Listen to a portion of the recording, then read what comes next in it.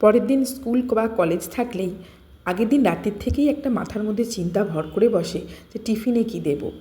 রুটি তরকারি সেটাও একঘেয়ে হয়ে গেছে, পরোটা, লুচি, ফ্রায়েড রাইস বা ভাত ভাজা যাই বলুন না কেন সবই একঘেয়ে হয়ে গেছে।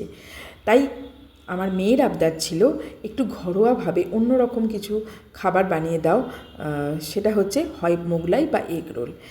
তো যাই হোক, আমি মোগলাইটাই বেছে নিলাম। হ্যাঁ, যেহেতু মোগলাইটা আমারও খুব পছন্দের একটা খাবার। তো আমি প্রথমে ময়দাটা যেমন কালো জিরে, সাদা তেল, নুন, চিনি দিয়ে বেশ একটু ভালো করে ময়ান টয়ান দিয়ে ভালো করে যেমন মেখে রাখে লুচি পরোটার জন্য, সেইভাবেই মেখে রেখে দিয়েছিলাম আধ ঘন্টা মতো।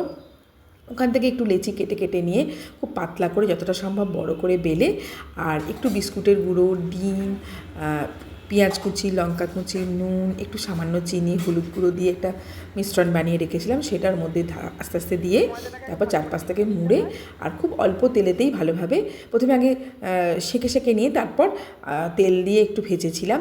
দেখুন খুব কম তেলেই কিন্তু ভাজাটা হয়েছে।